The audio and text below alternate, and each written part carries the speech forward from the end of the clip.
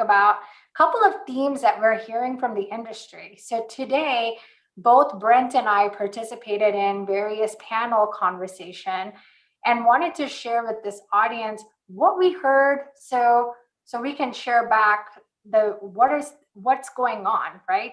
It's springtime, there's not a lot of events. So these were the first couple of ones that we participated in. Brent, I will start, and then maybe you can wrap up with what you've been talking about with Forrester. Yeah. So I had an opportunity this morning, along with Nick Gerhardt and others.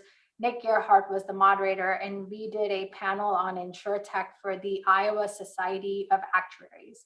So talking about InsurTech, talking about what's new, what's happening.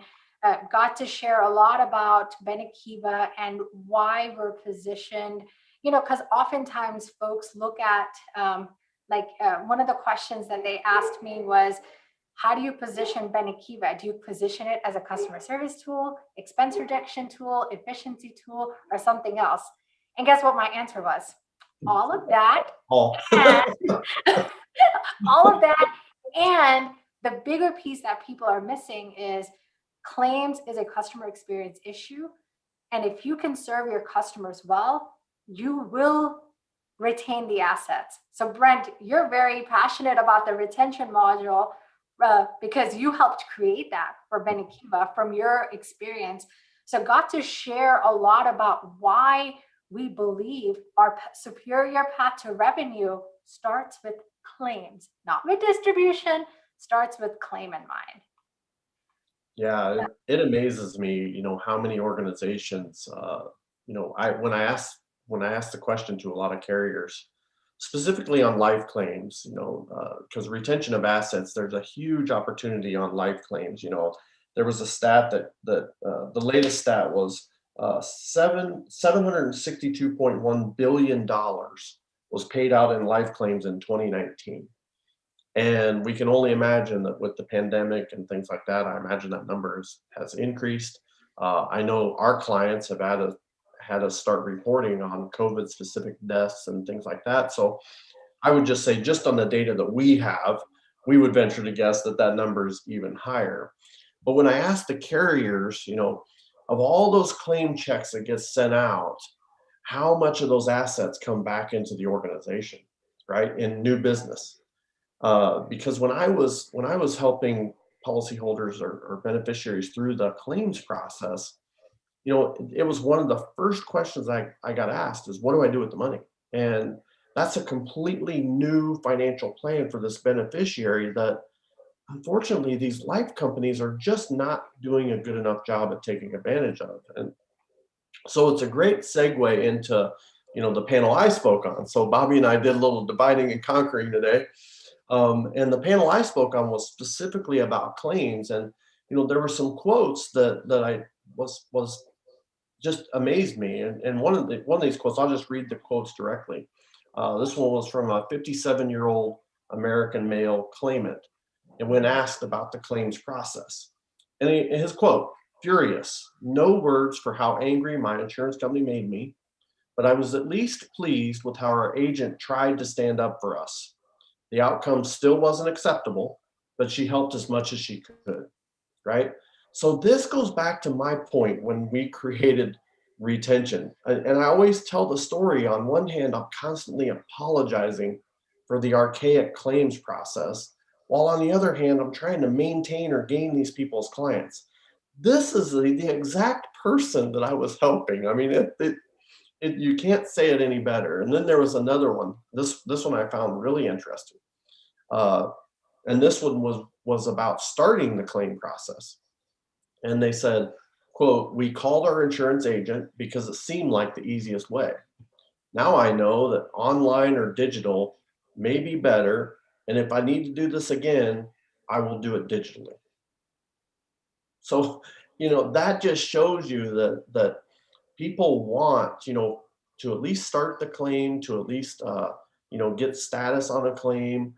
They want that digital process. Now, there were some as part of the study that said, For certain claims, since they don't do the claim as often as a normal process, they actually want to speak to somebody, which again, in Benekiva, we solve because our customer service module actually mimics the script of a first notice of loss for the customer or the carrier claim staff. So it was pretty cool to see that all of these little quotes and the stats are all things that we identified years ago as part of our research and actually solved it in our platform. So it was pretty cool. No, I love that. One of the items that we also talked about in like our panel was around, like InsurTech has grown into like a household name for anyone in the insurance industry. And everybody, we've seen articles in the past about what's going to happen. We were at one of the conferences where folks talked about what happens if Amazon comes into our market. What happens if Google comes? Will big tech emerge or not, right? And the panelists had a really pretty cool viewpoint.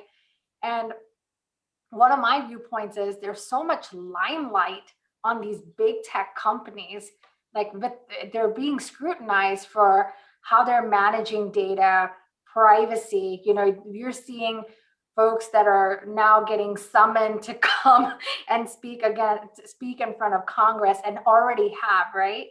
Mhm. I think, what's cool about when we started, we saw this InsurTech wave, like it really started around 2015, right? And we entered in we started Benekiva in 2016, but we launched in 2018.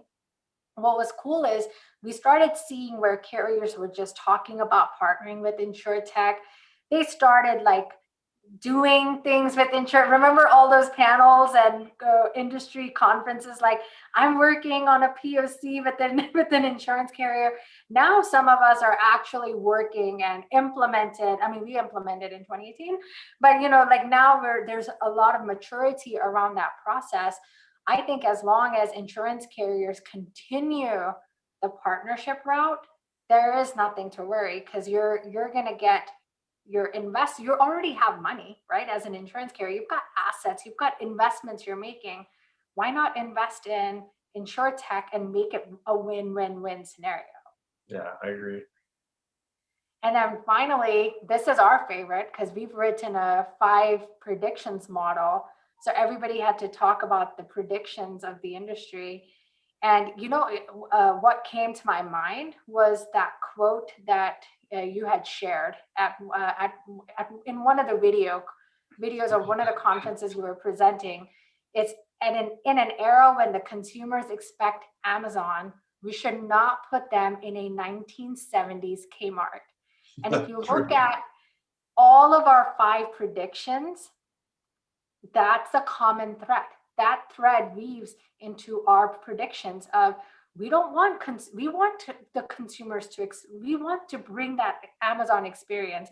We don't want going back to that Kmart-like experience, right? Mhm.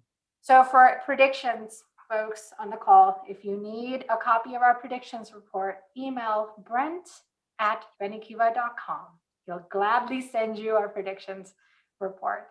And eventually we'll have it on our website too.